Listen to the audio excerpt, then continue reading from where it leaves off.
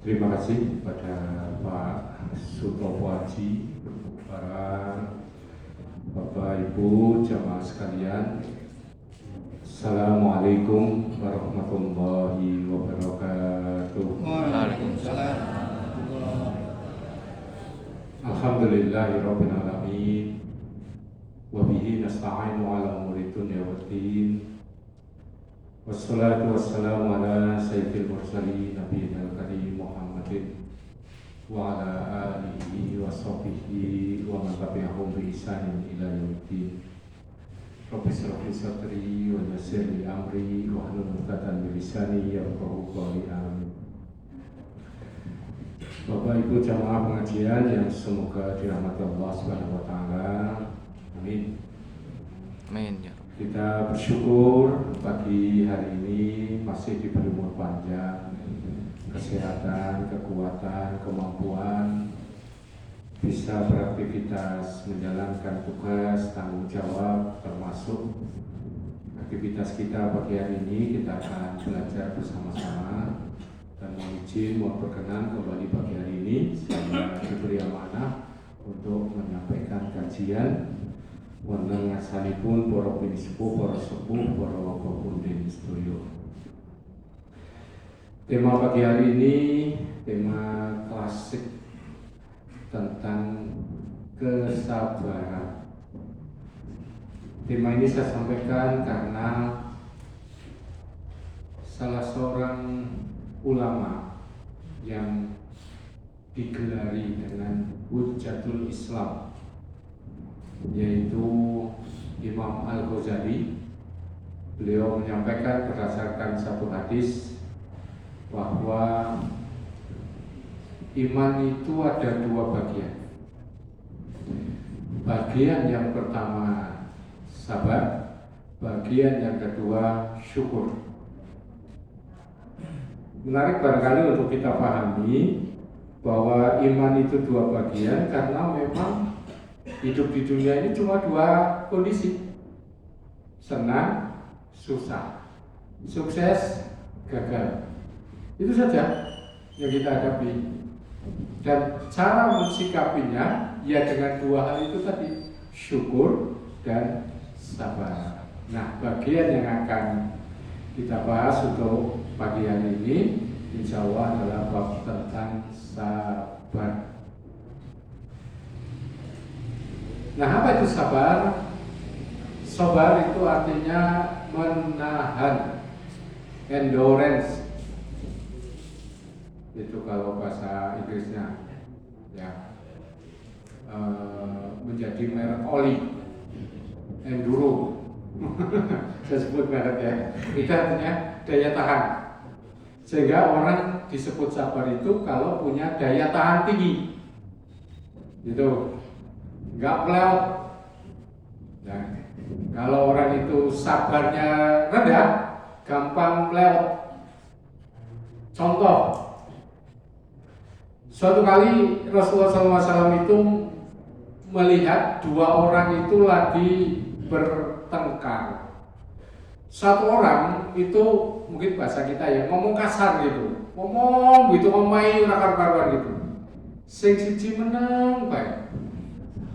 Gitu. Suwi lagi kayak begitu. Nah, mungkin karena nggak tahan ya, si orang yang kedua itu akhirnya balas omongan si orang pertama ini. Rasulullah SAW tadinya duduk di situ, terus tiba-tiba beliau tidak. Sahabat yang lagi bertengkar itu kemudian bertanya, ya Rasulullah, kenapa engkau pergi? Tadi engkau duduk bersama mereka, tapi kemudian pergi gitu. Apa jawab Rasulullah? Tadi ketika si orang pertama, orang kedua ini yang dimarah-marahi, dibully gitu, diam saja, malaikat itu lagi kerubung dia, kerubungi gitu. Begitu dia itu mulai kehilangan kesabaran, malaikat pergi. Jadi ini yang kadang-kadang terjadi ya. Kita diperlakukan negatif sama orang, kalau daya tahan kita tinggi, aman aja nggak balas, gitu. Tapi ketika sabarnya tipis, gitu ya, endurance-nya itu rendah, balik kok, melu nesu, salah urut domai kok sing salah. Nah, gitu. Dia contoh ya dalam keseharian kadang-kadang kita memang memerlukan yang namanya daya tahan tinggi untuk tidak larut menjadi negatif pada saat menghadapi situasi tekanan yang negatif. Itulah kenapa kita perlu belajar tentang as-sabru, tentang sabar. Nah, kemudian terkait dengan sabar ini, saya akan memulai dengan satu hadis riwayat Tirmidzi. Beliau Rasulullah SAW menyampaikan begini. Ya waktu ahlul afiyah yaumal qiyamah hina yuqta ahlul bala'a sawaban ahlul bala'i sawaban lau anna juludahum kanat kuridat fid dunya bil maqarid. Sangat ingin ahlul bala di hari kiamat ketika diberi ahlul bala balasan pahala, kalau saja kulit mereka di dunia dipotong-potong dengan gunting. Kira-kira kalau bahasa bebasnya begini, nanti di akhirat itu ada dua kelompok manusia. Yang pertama namanya ahlul bala, yang kedua namanya ahlul afiyah.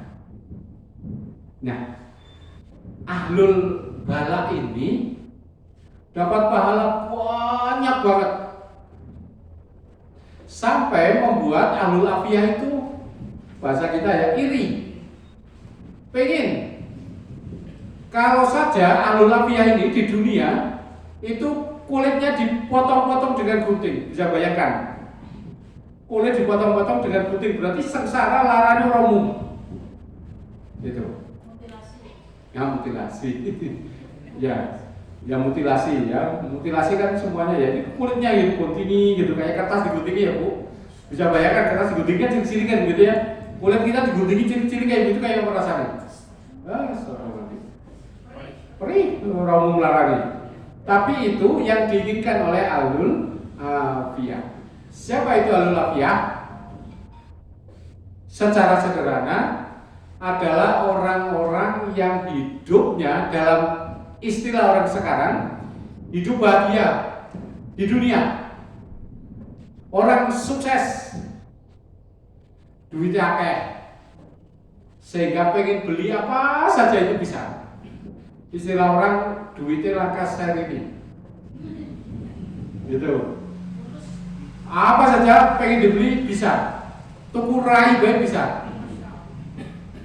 Ngertos Bu, beli rai oplas ya? Ya. Dan ada guyonan ini. Ada seorang selebriti, wajahnya cantik begitu ya, perempuan ini cantik, mancung segala macam. Begitu punya anak, hidungnya pesek, lebar. Ya, kalau ibunya pipinya tirus, ini pipinya tembem begitu. Suatu kali dia mau nikah, itu dari YouTube kan ya. Bisa sebutkan ya selebritinya ya. Ini oplas, rayu ya bisa dituku, wajah saja bisa dibeli gitu. Ini ahlul afiyah. Kalau secara fisik ahlul afiyah itu orang yang gagah, lagi-lagi ya, ganteng, putih, atletis, sehat, orang tahu larang. Secara kehidupan sosial, dia hampir tidak pernah punya problem. Bojone ayu, gitu ya, manut, anak-anaknya jadi wong kabeh. Wis pokoke urip yang disebut orang itu dengan bahagia dunia itu. Itu ahlul afiyah. Sedangkan ahlul bala itu kebalikannya. Ahlul bala itu mungkin orang yang ya kayak kita lah secara umum, uripnya pas-pasan, gitu. pengen menduan pas anak, gitu ya. Pengen nasi goreng pas anak, pengen apa di dalam pas banget cocok anak gitu, pas-pasan. Itu serba kekurangan bahkan mungkin. Nyekolah anak bae tetap lari, golek di utangan, golek ini, golek ngono begitu. Serba susah secara ekonomi. Secara fisik ya nggak menarik. Nunda pireng keriting urip maning. Gitu ya. Pesek begitu dan sebagainya. Pokoknya banyak hal-hal yang tidak menarik secara fisik pada dirinya. Di dalam mungkin lara-lara cileran gitu, ngerti cileran ya? Ya. Ada anak muda sekarang juga nggak tahu istilah-istilah kuno itu. Cileran. Sekarang statik ya, istilahnya keren ya. Cileran gitu ya. Dan sebagainya. Ya, ini ahlul bala alias wong sing dalam pandangan kita itu uripe doresani melasi begitu. Nah, si ahlul bala ini nanti di akhirat dapat sawab, dapat pahala yang besar sekali dari Allah, sampai si orang-orang yang ahlul afiyah hidupnya serba enak itu iri, saking irinya sampai pingin nanggonya kulitnya guntingi bae, ben sengsara ben dapat pahala. Nah, Bapak Ibu jamaah rahimakumullah, kita dari hadis ini dulu ya, mari kita pelajari beberapa hal. Yang pertama, hadis ini sebenarnya mengajarkan satu hal penting, bahwa semua, sekali lagi istilah saya ya, semua peristiwa dunia nanti nyambung, terhubung, kelanjutannya itu ada di akhirat. Yang dimaksud dengan semua peristiwa berarti bukan hanya sholat, puasa, sedekah, amal soleh, tapi bahkan kenyataan kehidupan sehari-hari kita nanti ada kelanjutannya di akhirat. Kaya ada kelanjutannya di akhirat, miskin ada kelanjutannya di akhirat, sehat ada kelanjutannya di akhirat, sakit ada kelanjutannya di akhirat. Maka pelajaran pentingnya, jangan menjadi orang yang hanya fokus tentang kehidupan dunia saja, sehingga sering merasa Allah tidak adil, Allah tidak sayang. Nyong sing rajin sholat, uripe sengsara, kaya sing akeh maksiat, uripe minak teman. Semuanya nanti terhubung, berkelanjutan di kehidupan akhirat. Boleh jadi muncul yang sekarang uripe sengsara menurut ukuran masing-masing, itu nanti justru menjadi orang yang sangat berbahagia di akhirat karena sawab pahala yang Allah berikan kepada orang itu. Sehingga jangan suka membanding-bandingkan hidup kita dengan orang lain. Kita enak uripe ya, anu soge, bapake soge, begitu ya, bojone soge, begitu. Nyong jar masyaallah sengsara temen uripe kan biyen, dinalah duwe bojo yang melarat, sorban melarat. Jangan khawatir Bapak Ibu sekalian, terhubung kepada akhirat nanti. Sehingga jangan hanya fokus tentang apa yang sedang kita jalani di dunia. Fokus kita ke akhirat nanti. Itu yang pertama. Nah tentu kemudian untuk bisa mendapatkan sawab yang seperti itu, Rasulullah SAW menyampaikan, Innallaha idza ahabba qauman ibtalahum, dalam hadis riwayat Abu Daud. Sesungguhnya Allah kalau mencintai satu kaum, ibtalahum, Allah beri bala kepada mereka. Faman radiya falahu ridha, barang siapa ridho, maka Allah ridho kepadanya. Wa man saita falahu sahab, Barang siapa murka, jengkel, marah sama Allah, maka Allah marah kepada dia. Jadi non sewu, Bapak Ibu sekalian, ketika kita sedang tertimpa masalah, kesulitan apa saja, tolong jaga perasaan, jangan jengkel sama Allah, jangan gersula kepada Gusti Allah. Gusti Allah sayang kepada Gusti Allah adil dan sebagainya. Karena kalau itu yang terjadi, kesempatan berpahalanya itu jadi hilang. Tapi kalau kita ridho, oh wis ditakdirkan. Ya wis takdirin nyong dinalah duwe masalah piye. Wis takdirin nyong duwe bojo kaya piye. Wis takdirin nyong duwe anak kaya piye. Wis takdirin nyong duwe ustaz kaya piye. Begitu ya. Semuanya itu sudah ditakdirkan oleh Allah, diterima dengan lapang dada. Yang pertama, insya Allah tidak membuat kita gampang stroke. Begitu ya. Kenapa? Sabar, ikhlas, menerima semua takdir dan ketentuan Allah Subhanahu wa taala kepada kita. Ini yang pertama dari situ ya. Kita belajar satu hal, hidup dunia, akhirat semuanya, sekali lagi ya, tidak ada sebagian, semuanya itu nanti nyambung. Ada hisabnya dan ada balasannya. Nah itu kaya, miskin, sehat, sakit, semuanya itu terkait. Sehingga jangan gagal fokus hanya tentang kenyamanan dan kehidupan kita dunia ini saja. Yang kedua, ini juga menjelaskan kepada kita bahwa tentang Allah itu mau betul-betul maha adil. Allah maha adil. Kita kan tidak pernah bisa milih hidup di dunia ini lahir dari orang tua seperti apa. Kalau bisa milih, saya pengen jadi anaknya Raffi Ahmad. Nanti kan jadi Sugih, begitu. Ya, Fatar ya.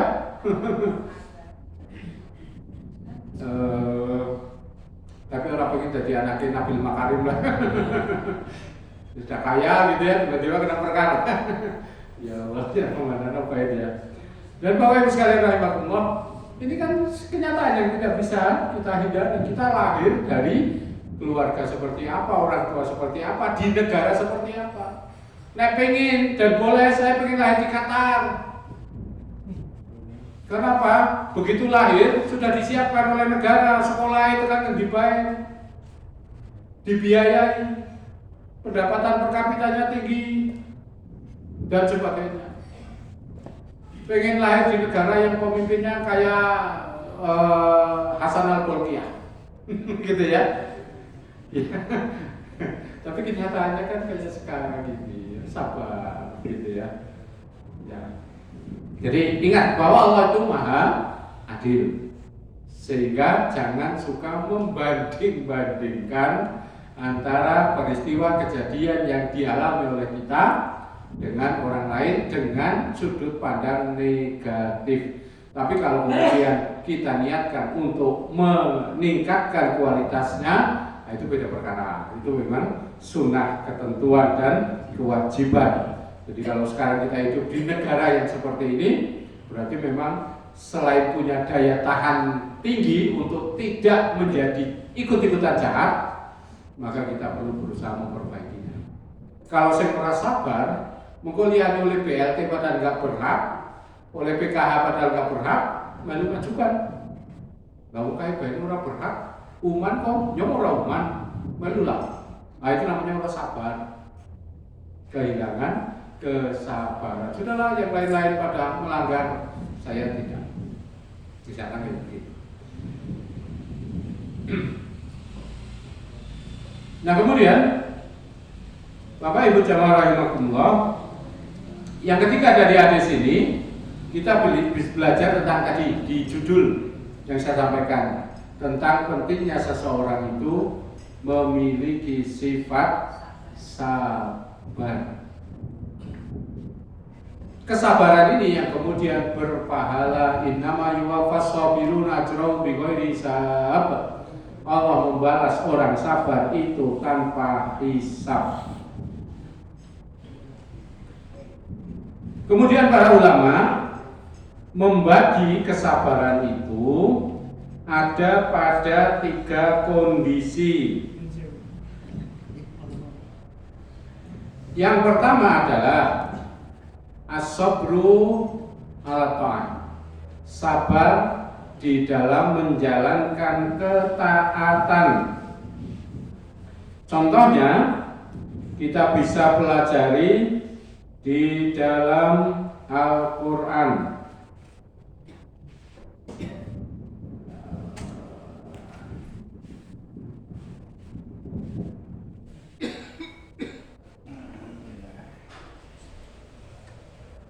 Sebentar, kemarin sudah saya buka, gimana mudah-mudahan ketemu. Kisah orang Muhajirin dan Ansor.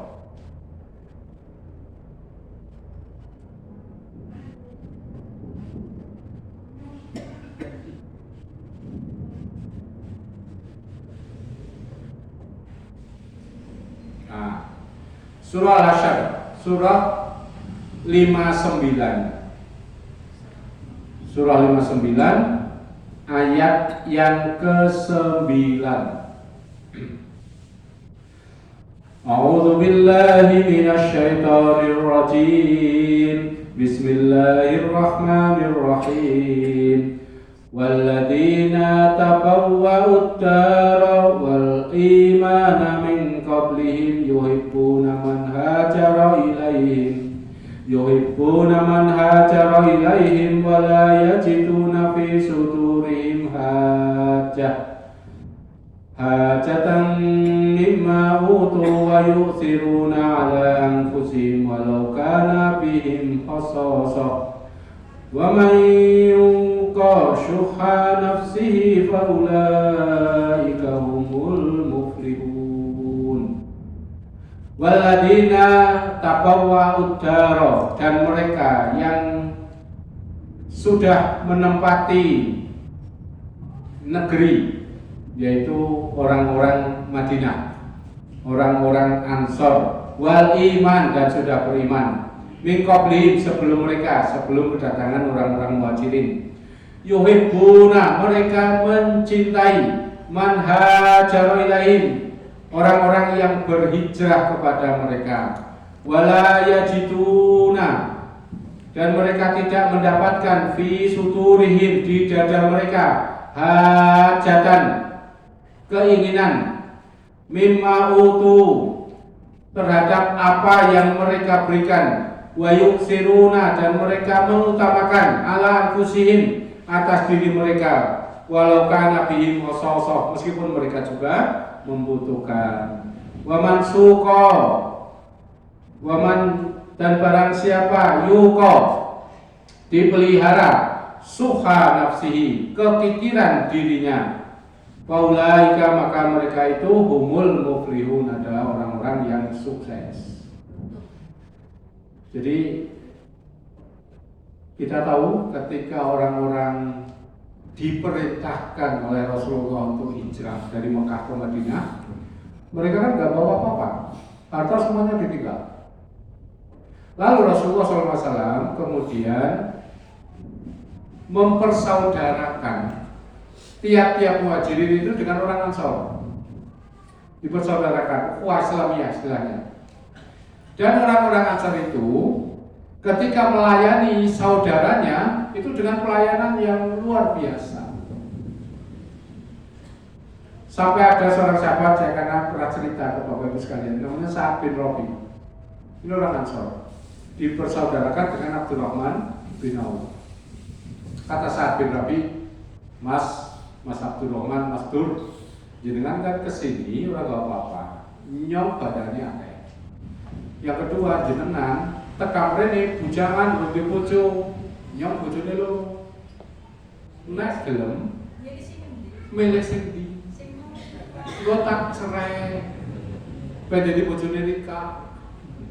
Tuh kan, kecintaan kepada saudara sampai bojone arep enak. Hebat, luar biasa itu.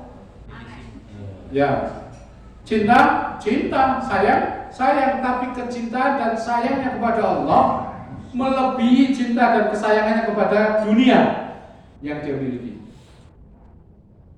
Rela kuwi. Ku badannya bagi loro, jenengan separuh. Ben uripe kepenak. Masya Allah, luar biasa. Tapi Abdurrahman bin Auf juga orang beriman, itu orang baik. Dia katakan, Terus bojone jenengan, badane jenengan, nyok tudunannya di pasar. Hanya ditunjukkan ke pasar Lukas. Di sana beliau pelajari pasar itu, beliau membuat lapak kecil di luar Lukas. Jualan pertamanya tali-tali untuk ternak begitu. Tapi karena beliau muslim, cara dagangnya bagus, berkembang, akhirnya banyak pembeli datang ke dia. Katakanlah harganya bagus, berkualitas, rame. Lama-lama orang kan jadi tali doknya goleknya dusik sekali gitu ya. Berkembanglah beliau itu dengan waktu sekitar 32 atau 35 tahun itu dari nol, dari zero itu sampai meninggal dunia itu kekayaannya triliunan. 30 tahunan, luar biasa. Ya. Nah, kemudian ini kisah ya bagaimana para sahabat Ansor itu kan kalimatnya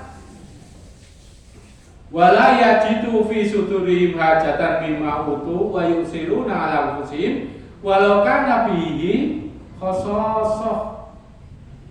Jadi meskipun jajane butuh, pengen, tapi rela untuk berbagi kepada orang lain yang lebih membutuhkan. Coba Bapak Ibu sekalian, ini terkait dengan sedekah ya. Kadang-kadang ada orang mikir nyom sedekah ngombe lah wis sugih.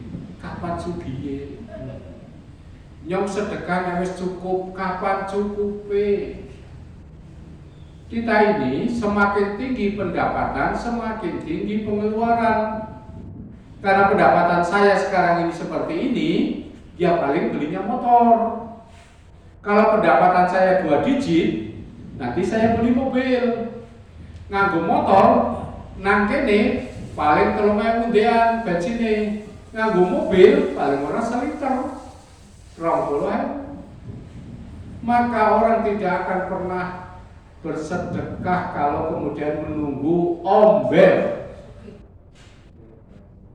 Tidak akan pernah bersedekah. Karena selalu kurang. Maka sedekah itu aja nunggu ombel. Sebisanya pira ya itu yang kita sedekahkan. Bisa 500 perak, 500 perak. Pencelengan tekan duit 500. Duit 1.000. Duit 10.000. Semakin tinggi pendapatan nanti sedekah kita akan semakin meningkat. Itu namanya as-sabru ala ta'ah. Tetap bersedekah berapapun penghasilan kita. Jumlahnya saja disesuaikan. Ya. Kemudian yang kedua, as-sabru ala ta'ah. Mas Didi, pengulangan tema di kemarin di SMP Muhammadiyah. Ya. Terkait dengan sholat misalkan, jujur saja, kadang-kadang kita subuh kan ngantuk, lemes, macam-macam lah perasaan itu bangun tidur itu, apalagi nusul yang sudah sepuh-sepuh, pasti banyak ketidaknyamanannya, apalagi turun bunyi, wes, orang angler mana, bolak-balik tangi, gitu. Tapi kan subuh itu as-sholatu khairum minan naum. Turun main. Bapak Ibu sekalian, di situ diuji kesabaran kita untuk taat. Kalau orang itu bangun tidur karena sore jam 8 jam 9 angler tangine jam 3, maka subuhnya jangan pol enak. Tapi sing turune ora angler, terus telat, terus ngantuk, terus mumet, terus macam-macam itu, mereka yang kemudian dalam situasi itu tetap berangkat ke masjid, itu pahalanya jauh lebih banyak daripada mereka yang mangkat masjid dalam kondisi ringan. Begitu, yang tidak ada beban, tidak ada masalah, segera pakai. Makanya memang kadang-kadang kita perlu memaksakan diri untuk taat meskipun situasinya mendorong kita untuk melakukan hal-hal yang tidak baik. Begitu. Makanya tadi ketika kita domai wong diperlakukan negatif sama orang, kita dilatih untuk tidak membalas itu dengan cara yang negatif pula. Kalau kita mau menasehati itu ya dengan cara-cara yang ihsan. Misalkan tinggal lu ngapain gitu ya dan sebagainya gitu. Maka as-sabru ala ta'ah. Termasuk kadang-kadang begini, jauh ya di lingkungan kerja. Kita ini kadang-kadang berada jauh deh, yang mantan-mantan ASN ini kadang-kadang berhadapan dengan lingkungan kerja yang istilah anak sekarang muda sekarang ini toksik. Begitu, ya sini ngomong orang genah, karuan gitu terkait dengan anggaran, terkait macam-macam gitu. Kadang-kadang ada yang kemudian kehilangan kesabarannya untuk ikut-ikutan, apalagi dunia politik. Kadang-kadang kayak begitu, lihatnya pada nyebar duit, nah orang nyebar duit orang oleh suara, akhirnya pada melu-melu nyebar duit, orang sabar, harusnya sabar saja. Loh orang jadi orang apa? Karena jadi orang jadi itu sangat catatan yang akhirat. Begitu. Sabar saja dengan pola yang Allah tunjukkan. Dan amal-amal kita itu yang dihisab, bukan gagal atau berhasilnya. Gagal dan berhasilnya itu 100% Allah yang menetapkan. Makanya ada nabi yang gagal dalam tanda kutip ya, mendakwai istrinya, mendakwai anaknya, mendakwai kaumnya. Ya nabi kan dihukum. Ada nabi yang dihukum karena gagal mendakwai orang lain. Ya enggak. Tugas kita itu hanya dakwah saja, menyampaikan, mencontohkan. Masalah hasil atau gagal itu nantilah. Gitu. Boleh jadi keberhasilan setelah kita meninggal dunia. Seperti kisah Ashabul Ukhdud. Seorang anak muda yang kemudian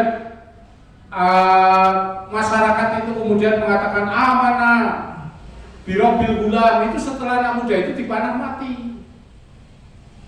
Orang-orang jadi beriman banyak banget. Jadi ini harus kita paham.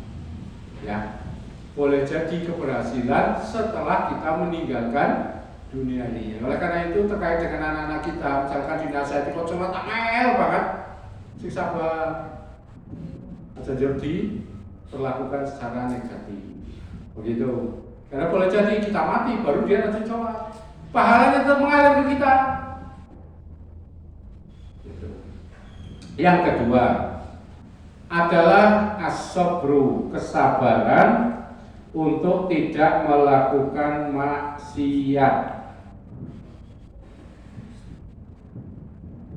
Ini kisah yang pernah saya ceritakan kepada Bapak Ibu sekalian di majelis ini, kisah Nabi Yusuf. Karena kisah-kisah ini mewakili bagi saya itu tentang norma-norma yang ada di dalam Al-Quran.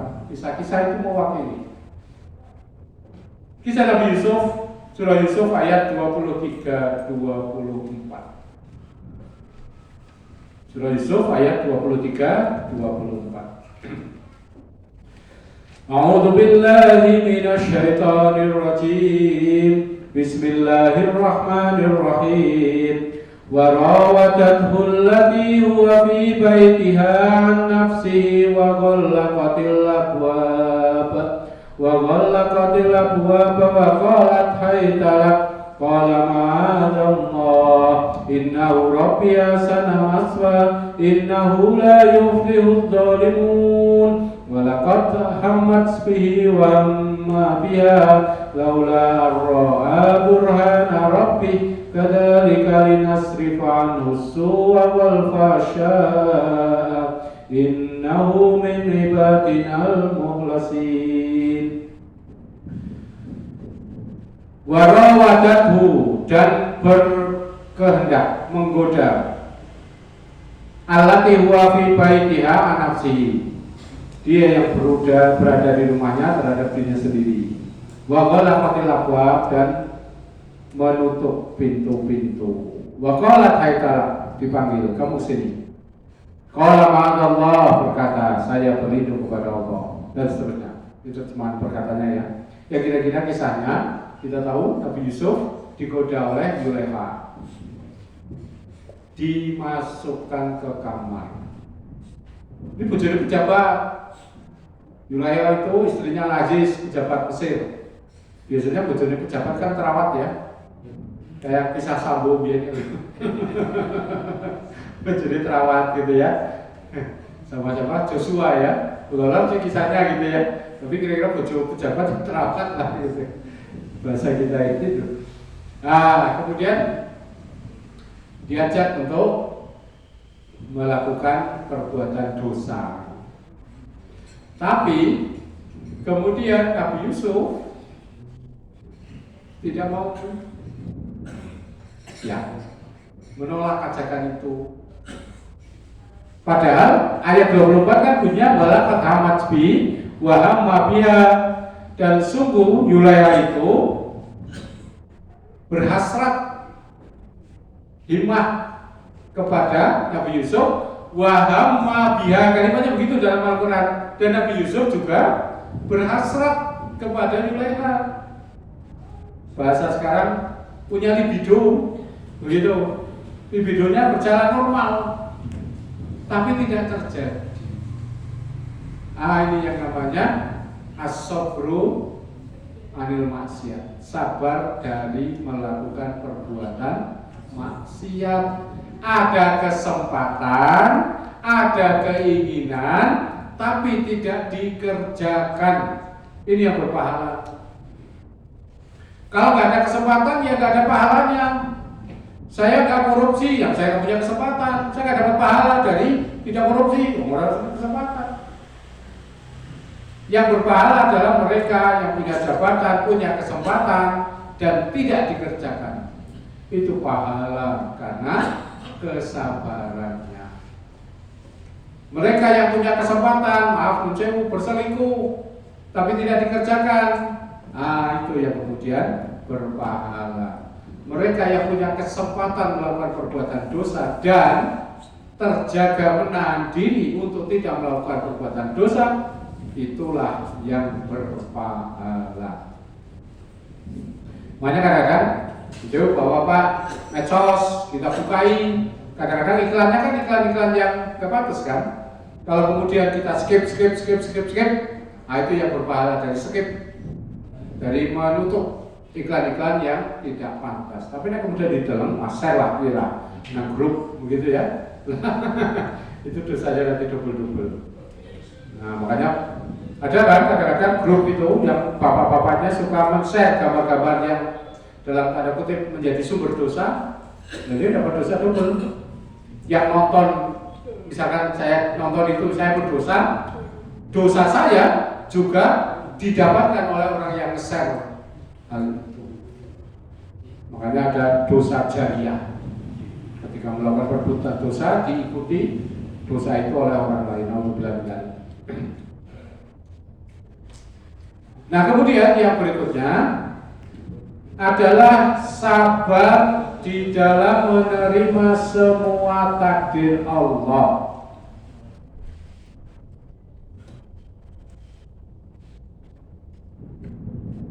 Ada hadis yang populer Bapak Ibu sekalian, mungkin sering kita dengar, hadisnya sahih riwayat Bukhari. Rasulullah SAW mengatakan, "Ma yusibu al-muslim, tidaklah menimpa seorang muslim min nasobin, dari penyakit infeksius, sakit karena infeksi, wala wasobin, capek, lelah karena beraktivitas, ngode, kerja, itu kan lelah. Ngurus anak, lelah. Ngurus rumah, lelah. Umbah-umbah, masak, lelah. Itu semuanya nasobin, wasobin. Wala hamin, kesedihan, kekhawatiran. Wala husnin, kesedihan. Wala ada gangguan, wala ghammin, kesusahan, hatta asyaukati yushakuha, sampai pada duri yang menusuknya, illa kecuali kafarallah, Allah menghapus biha dengan peristiwa itu min khotoyahum, dari dosanya. Maka Bapak Ibu sekalian, untuk ibu-ibu yang sore-sore kesel ngurus rumah, bersyukur sore itu lagi diampuni dosanya oleh Allah. Ada statusnya diposting, lelah guys, begitu. Ada yang mau menggantikan, begitu. Orang itu teman kayaknya begitu ya.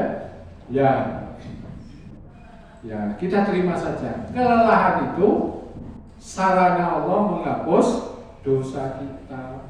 Maka bapak-bapak gitu ya, masih bekerja, yang masih punya aktivitas, entah itu ternak, tertum, ngantar anak, ngantar putu, begitu ya. Capek kan, lelah kan, putu dari pensiun, malah suka ngurusin putu, begitu ya. Kesempatan besar untuk dapat pahala dari Allah Subhanahu wa Ta'ala. Maka kerjakanlah itu dengan perasaan riang gembira. Karena yang kita pikirkan akhiratnya, bukan dunianya. Nah, di bukan dunianya ya, sokong ya harus keluar dari langsung, sokong ini, ngomong begitu. Nah, kalau kita pikirkan akhiratnya, maka nanti kelelahan itu akan lebih bisa kita kendalikan perasaannya. Gitu. Oleh karena itu Bapak Ibu sekalian rahimahullah, hadis ini luar biasa ya, mengajarkan kepada saya untuk hidup itu ya jalan saja dengan perasaan nyaman, itu perasaan ridho kepada Allah Subhanahu wa Ta'ala. Mudah-mudahan dengan demikian Bapak Ibu sekalian, bersama dengan seluruh aktivitas kita itu akan mengalir ya, bersama dengan seluruh kejadian yang kita jumpai itu mengalir pahala yang terus menerus dari Allah Subhanahu wa Ta'ala. Karena Allah menyatakan dalam surah Az-Zumar ayat yang ke-10, innama yuwaffas sabiruna ajrahum bighairi hisab.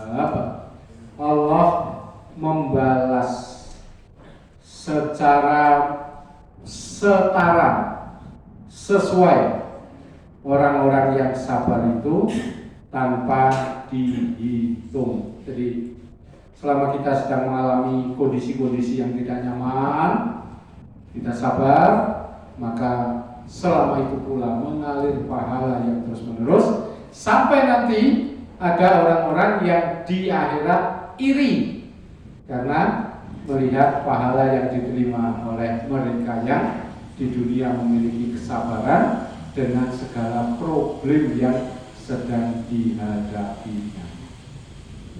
Padahal itu yang bisa sampaikan sebagai pengingat buat saya pribadi. Bagaimana cara melatih kesabaran? Yang pertama, yang kedua, jujur saya orang yang tidak boleh kesabaran.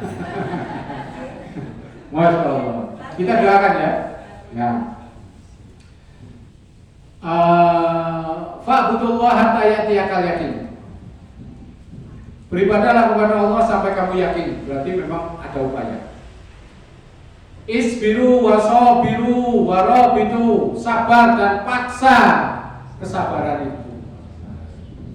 Jadi memang kadang-kadang kita itu perlu memaksa diri kita untuk melawan diri kita sendiri. Diri melawan diri kita sendiri. Hal-hal yang negatif pada diri kita dilawan oleh diri kita, hal-hal yang positif. Karena kita kan punya dua ya, fa'alamaha fujuraha wa taqwaha. Kita itu ngerti hal baik, kita juga ngerti hal yang tidak baik. Itu semuanya ada pada diri kita.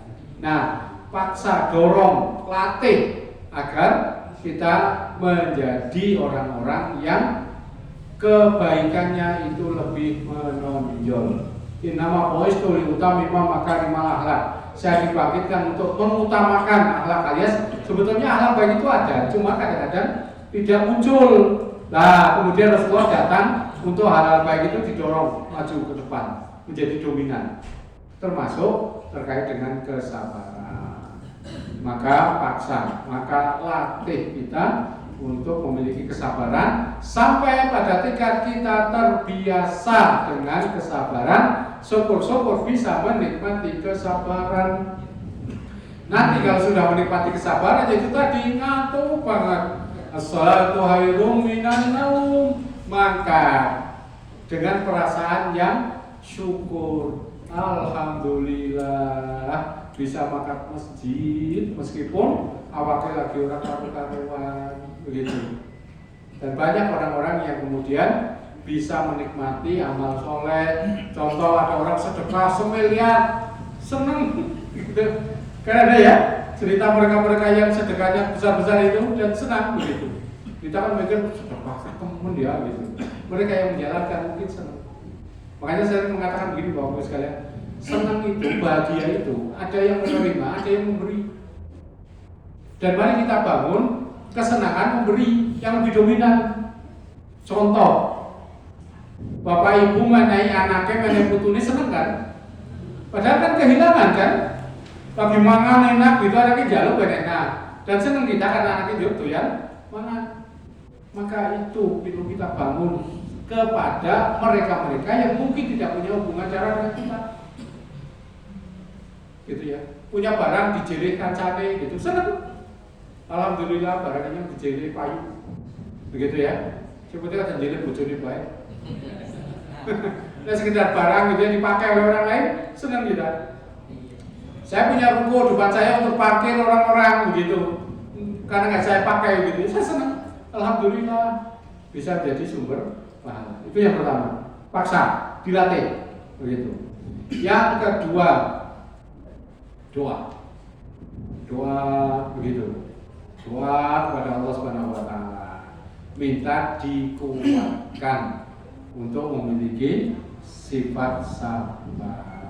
Allahumma inni ala dzikrika wa syukrika wa husni ibadati. Ini salah satu doa ya. Allahumma ya Allah, ini tolong aku ala dzikrika untuk selalu ingat kepadamu, wa syukrika bersyukur kepadamu, wa husni ibadati dan baik di dalam beribadah kepadamu. Maka perlu kita doakan, ya Allah ini atau Allahumma inni as'aluka sabr. Ya Allah, saya minta kepada Engkau kesabaran. Misalkan atau katakan kalau mau pakai bahasa Arab, kalau mau pakai bahasa Indonesia, ya Allah berikan saya kesabaran ya Allah dalam menghadapi semua situasi. Yang ketiga, hukum diri sendiri kalau kesabaran itu hilang. Contoh, suatu kali ada seorang sahabat itu sibuk banget nang kebon, nganti orang umat sholat asar. Gitu, saking sibuknya. Maka kemudian dia menghukum diri sendiri, kebonnya banyak ngomong, disedekahkan. Jadi kalau ada barang yang membuat kita itu lalai dari ketaatan, perlu banyak ngomong, menghukum biar kita tidak lalai. Maka kalau misalkan begini saya ya, berjengkel sedekah, sing akeh, 10.000, 20.000, 50, berjengkel sedekah, gitu. Contoh, saya lalai kemarin sore itu nganter anak lalai, akhirnya anak itu berangkat pakai Grab, itu mahal. Lainnya duitnya tak mana nyoh ye begitu. Yang lebih mahal dari Grabnya itu. Saya hukum begitu, harusnya duit bisa saya nikmati, banyak bisa begitu. Jadi kadang-kadang memang kita perlu menghukum diri sendiri untuk memaksa jadi baik. Ya contohnya itu, kalau kehidupan para sahabat dengan bersedekah. Jadi baru membaik bojone, begitu ya. Karena perkara cilik, saya ketemu. Nyoh. Gue bojone besok komen paling baik. Gitu ya. Ya, hukum gitu, hukum diri sendiri. Gitu. Dengan memaksa melakukan kebaikan. Karena apa? Kebaikan itu nanti akan menghapus dosa, menghapus kejelekan. Jadi kalau kita berdosa karena katakanlah marah, nanti dihapus dengan amal-amal soleh seperti sedekah. Ngaten Pak, 3 hal itu ya. Latih, doa, hukum diri sendiri. Cara kalian dan sedekah dia monggo. Saya cuma mau cerita. Yeah. Banyak cerita disampaikan sama Ustaz. Bapak ngeceknya mulai duit. Yeah. Saya kebetulan pernah tinggal di Arab Saudi. Oh, masya Allah. Itu dengan bosnya itu dia marah, terus saya dikasih duit. Oh, alhamdulillah. Nah, satu ketika pernah saya dengan istri pas waktu itu 2008, Yeah. saya bergaji, saya ke rumah saya, kemudian jam 2 malam saya disuruh belanja, seterusnya mungkin lebih dari 2 meter karena Yeah. belanjanya banyak sekali. Yeah. Nah, terus pada waktu selesai belanja saya disuruh beli rayun itu yang tidak bisa saya pakai. SIM itu harganya 3 real. Dan jam setengah 3 saya dipanggil katanya saya karoti jadi 3 real. Oh. Nah, terus sama istri saya bongkar. Terus dia pegang terus setiap apa yang belanja sore. Akhirnya setelah selesai ada yang nggak masuk. Pas masuk nota itu jelas harga 3 real. Terus saya lupa, terus saya mau pulang, terus kata saya terus disitu sehingga uang 3 real saya titipkan sama orang yang di depan kasir. Ah. Dia marah berkata marah terus saya disuruh dia dikasihkan 100 real. Alhamdulillah. Itu contoh ya? Contoh real. Karena ya jadi bisa ditiru di sini bapak toko marah sama anaknya, weh duit sing akeh. Gitu ya? Ini cerita apa yang disampaikan Ustaz itu benar. Fakta ya? Ya. Nyata. Ya. Gitu. Kemarin saya juga alami itu. Jujur aja kemarin sore itu. Saya itu habis khotbah gitu kan hujan Pak ya. Jadi saya ngobrol dulu dengan takmir. Saya lupa belas kalau anak saya itu harus berangkat pakai motor itu. Akhirnya anak saya berangkat nge-grab kuliah begitu.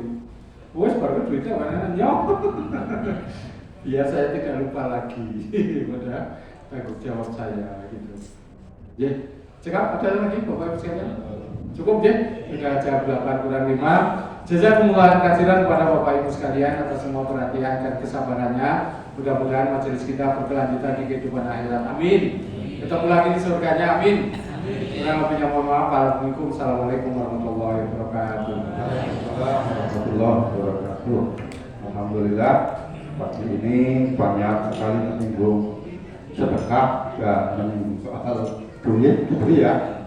Tapi duitnya langka. Kata MHN Najib, wong sing ngatung-ngatung duit kita duit maka duitnya pada wong kecil. Tapi ini boten nggih. Kabare ibu nggih, kula dalam YouTube hubungi dilalah. Kan Libya niku anak kerajaan niku nyebar duit 100 triliun. Niki belum rampung. Bekas mereka kan Libya nggih. Lah 100 triliun duitnya sepira? Pak Amin Rais tahun pinten nggih? Tahun 1990-an niku nggih. Zamane ditamsil korupsi 1,3 triliun. Pak Amin Rais tahu jajal ngetung duit 1,3 triliun. Duit atusan ditumpuk dijejer gitu nggih. Niku kira-kira 1,3 triliun itu anda ditumpuk dijejer niku dawane 30 km. Di Pulau Kotawangon 1,3 triliun niki 1 triliun niku. Nah, mulane niki mau ngomong to bagian mriki wae. Dan Libya niku nggih. Ya akeh banget. Nah, ya cukup seneng mawon nggih.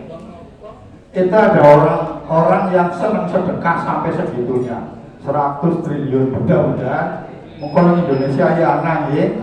Tapi bingungnya berita ya disebar mana anda pengelola apa nantikan kenal pandang ibu-ibu bapak-bapak yang terakhir saya akan sampaikan hadis kursi yang mana nawas sedikit masih kurang 5 menit ini hadis kursi walam yardo bikodoi walam yakbir ala balai fal yaltamis robban siwaya. Barang siapa yang tidak ridho dengan ketentuanku, Allah ini kata hadis kursi. Dan barang siapa yang tidak bersabar dengan ujianku, fal yaltamis robban siwaya ngalunga oleh Gusti Allah sing sejen bae. Bahasanya begitu. Kalau kita tidak mau menerima ketentuan Allah, tidak bersabar dengan ujian Allah, keluar, pergi saja mencari Tuhan selain Allah. Pokoknya karena apa jodoh orang diuji.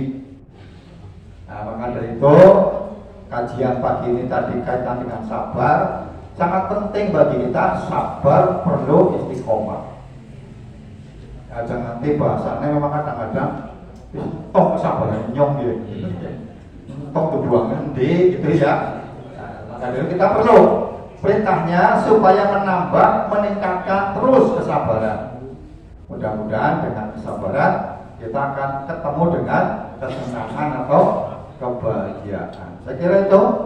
Hadir kembali besok Sabtu bersama Ustaz Asep Daud Rosasik. Semoga kita sehat, ketemu lagi. Ajak teman-teman, kabarkan saudara teman kita yang belum mendengar supaya ikut mengaji di Masjid Al-Amin. Kita akhiri dengan lafaz hamdalah bersama-sama. Alhamdulillahirabbil alamin. Assalamualaikum warahmatullahi wabarakatuh.